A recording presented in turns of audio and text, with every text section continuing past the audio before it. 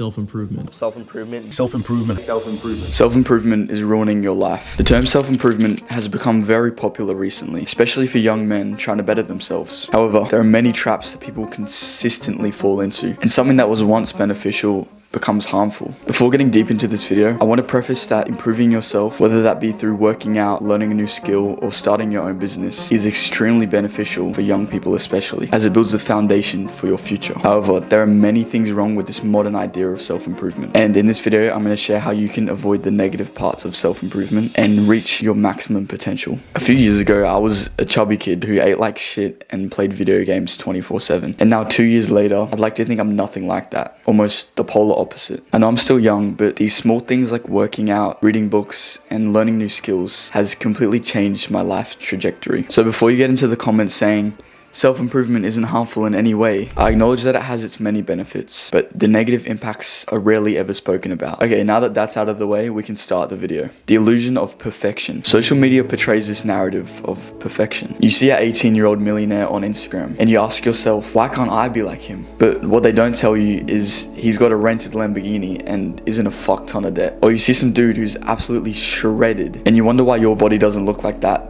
even though you've been working out for a year. But the reality is, he's on a shit ton of roids and he photoshops his pictures. When people say comparison is the thief of joy, it's true. People are way too focused on what others are doing, and oftentimes they forget to reflect on themselves. No one ever posts their failures on social media. They only show you the good stuff. The hours, days, and years of grinding behind the scenes you don't get to see. So when they post their wins, you think that it just happens overnight, but it doesn't. And when you compare yourself to these people, you ask yourself why you're not like them. This is completely wrong. Instead, you must understand that self-improvement is not a destination, it's a never-ending journey. And the only criteria that you should mark yourself against is yourself. Just because you don't have abs or you haven't earned $1 million doesn't mean you're a loser. That doesn't matter, because at the end of the day, you are better than you were before, and that's the essence of self-improvement. The productivity trap. We can all agree that being productive is objectively better than being lazy and unproductive. However, to be a successful person, balance is necessary, because at the end of the day, we're humans, not robots. You may have been sticking to your routine perfectly for a few days, and then boom, the next day you have no drive, no desire to do anything, and you find yourself scrolling on your phone or watching Netflix, and it makes you feel like shit because just a few days ago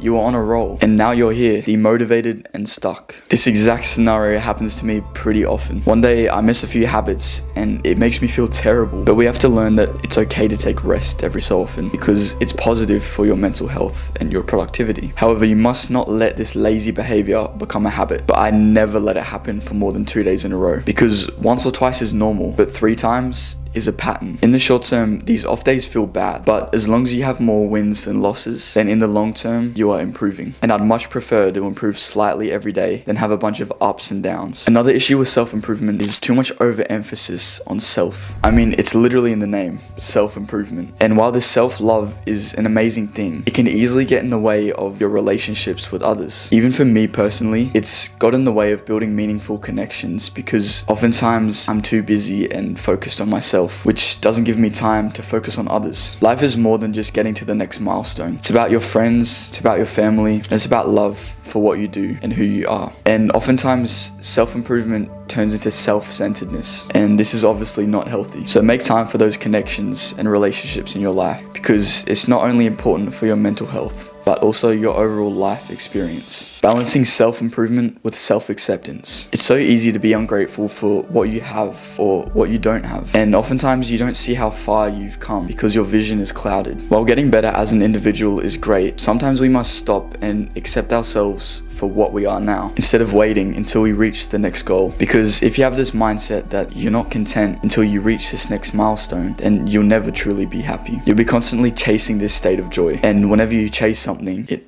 always runs away. This is why it's of utmost importance to balance self-improvement with self-acceptance. Practical alternatives and tips. In order to approach self-improvement properly, you must be present and grateful. Practice gratitude every single day and appreciate your current progress. Meditation and gratitude journaling are amazing tools to achieve this. While being content with what you have, continue to set realistic and attainable goals. Trusting the journey instead of focusing on short-term perfection, because nothing worthwhile happens overnight. I think I've mentioned this book like 3 times in my my videos, but Atomic Habits by James Clear offers practical strategies for building good habits, and I heavily suggest you to read it. Links in description. Overall, self-improvement is so beneficial to becoming someone that you're proud of being. However, what we see on social media often taints our vision of reality, leading to a sense of unfulfillment. Hopefully this video has shifted your mindset in some way. Continue to do what you're doing, but avoid these self-improvement traps, and you'll become the best version of yourself. Thanks for watching. See you next time.